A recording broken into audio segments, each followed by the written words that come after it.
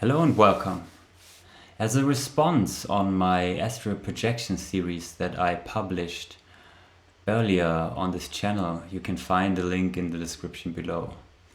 I got a lot of comments from people saying that they got scared. They had encounters with beings that some people called demons, or maybe others had sleep paralysis experiences and got frightened from maybe also leaving their body or falling, having a sensation of falling, or having some energies coming into their presence that was foreign. And as a response to that, I stated in my last video, a question and answer video, that you should always be allowing things to happen. And through allowing, you will find out that most of the things that happen to you are actually beneficial to you because they help you to resolve old patterns. But after the video, my mind started working and came up with some insights that I want to share now. So the problem with whatever I am saying is that language is dualistic, but reality works in a non-dualistic way. When we say something, when we put a label on something, we make it fixed into one reality. But reality is very fluid, and in many situations you need to have different reactions to what is happening. And you will always fail to react in a correct way when you solely work with your mind. But there always needs to be a synergy between your mind and your soul, and the two will create the right response in a situation. So based on that, I would like to share my experience with this kind of behavior, or how we can behave from our soul and not only from our mind, how we can create reactions that are maybe also synergistic between the two. So the main question I want to answer in this video is, when should we allow something to happen? An encounter in the astral projection realm, but also something in your current reality. And what does it actually mean to allow something? What do I mean by that? And when should we fight something? When should we fight some energy that is coming into our sphere that we maybe don't want to encounter or have part of our reality? To answer that, I would like to share with you how I learned to act from a soul-based level, or I'm currently still in the process of refining that, but how I got behind this difficult, or from the mind's perspective, very difficult way of functioning in the world, which is actually the most natural way, the most easy and flowing way that we can behave.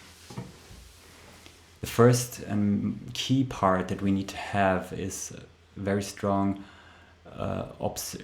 observation of our body-mind field.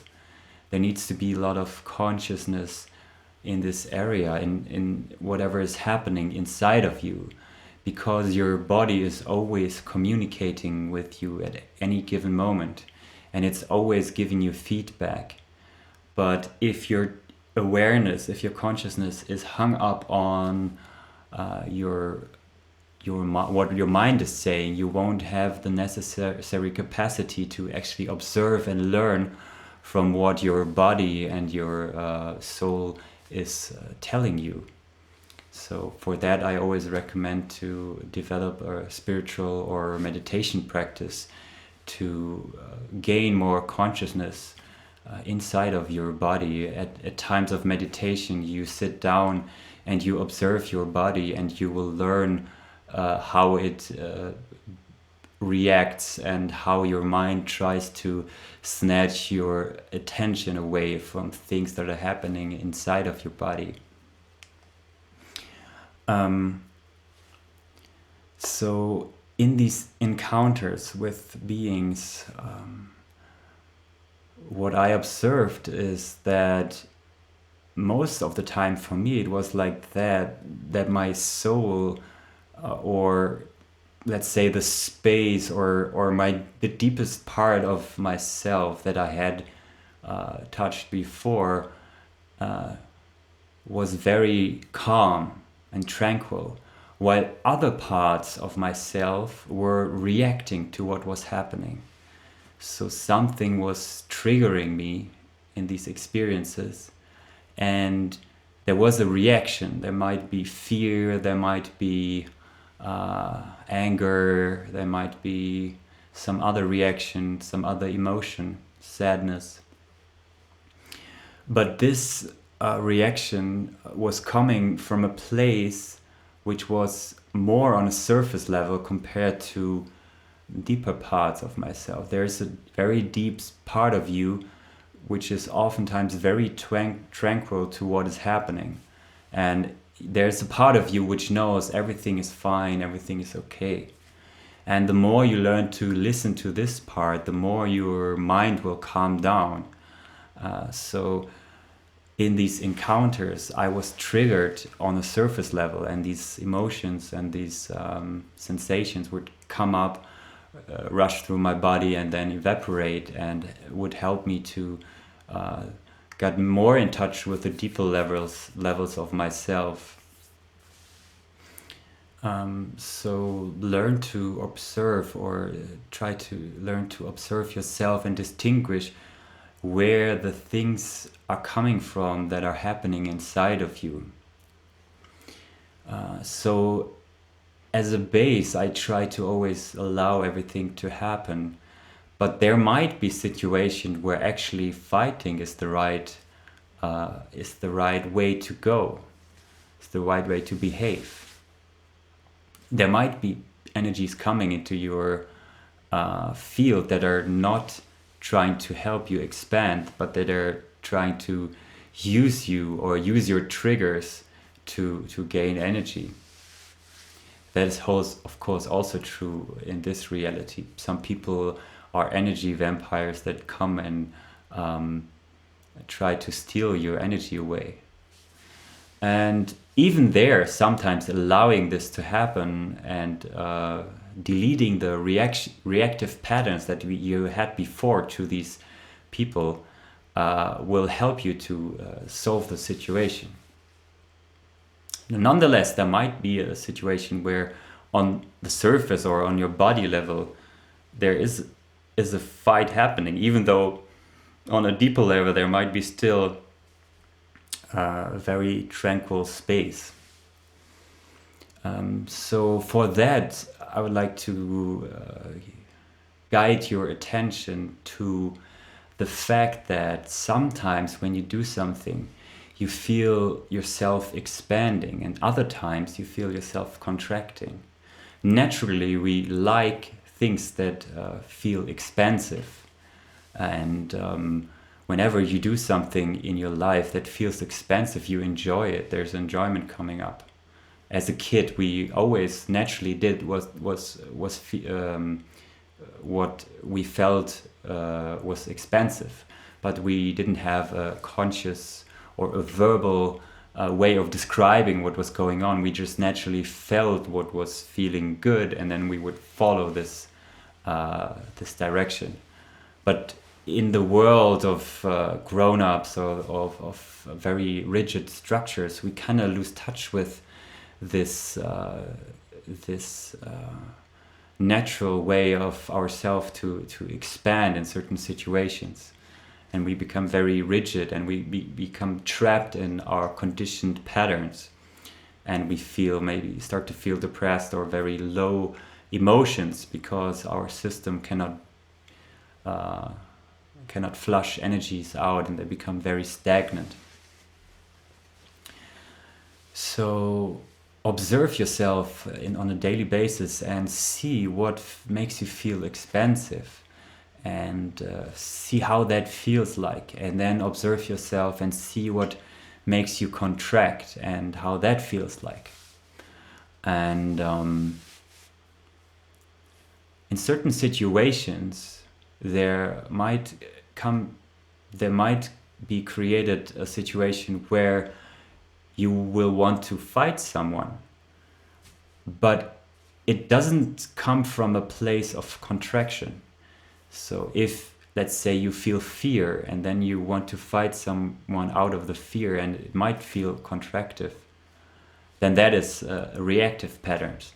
But in another situation you might want to fight someone and it will feel expansive because you know what you are fighting for is the right thing. Your soul always has a compass. Your soul is a compass for what is right. And it's not something we can verbalize and put into words. We can try to put that into words, but the words we use are always only valuable for the situations we are in at the time. But your soul is the compass. When your soul tells you at this time it's right for me to open up and to fight for what I think is right, then that is what you should do. And if you keep the idea, allow everything to happen in your head, then maybe this soul urge of yours to fight for something which you know is right in your deepest parts of yourself will not come out.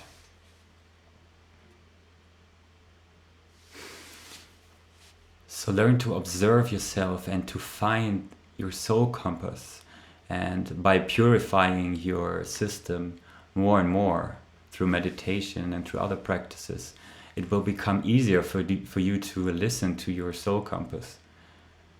But you already know what your soul is telling you. Your soul is already communicating with you, and it always knows when something is not right.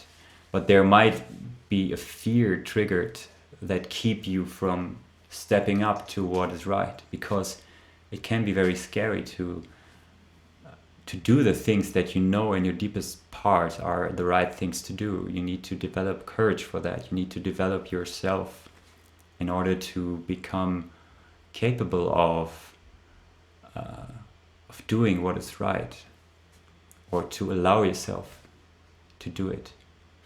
But on the other hand, you can do it right now. You can completely align yourself with your soul from this moment onward and only behave and act from your soul's level. And then all the fears and all the things that keep you from it will come to the surface. And over time, you become more and more pure, and it becomes easier for you. And you will see that all the fears that you had inside are not the truth, and that your soul holds the truth, the deepest parts of yourself, of what you perceive in yourself. So in a situation where you encounter something that scares you in the astral realm, or even in the normal reality that you're living in from day to day, learn to observe and start by allowing something. And then if what is happening is not something that helps you to expand, but rather to push you back, your soul will start to give you signals and tell you, you know this is not right. You're only currently being passive because that is an old conditioning pattern. And then comes the point where you need to step out and you need to act out.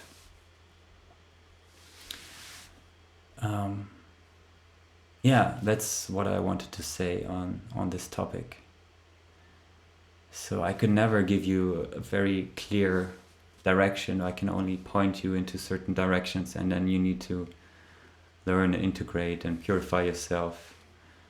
And over time, there will emerge a natural flow in you, which is beyond the mind, beyond what you can think of. And this natural flow will take over your life, and you will know that it's the right thing to surrender all your fears to this natural flow. And we can use the astral projection realm to practice this kind of movement, and also to use it as a tool for transformation. So just go at it and observe yourself, observe your body. Don't be always keep part of your attention on what's going on inside of you. You can still observe the scenery, what's going on, but keep parts of what's happening inside. There's where the deepest lessons are placed. I hope that helped, and I wish you a very good day. Until next time.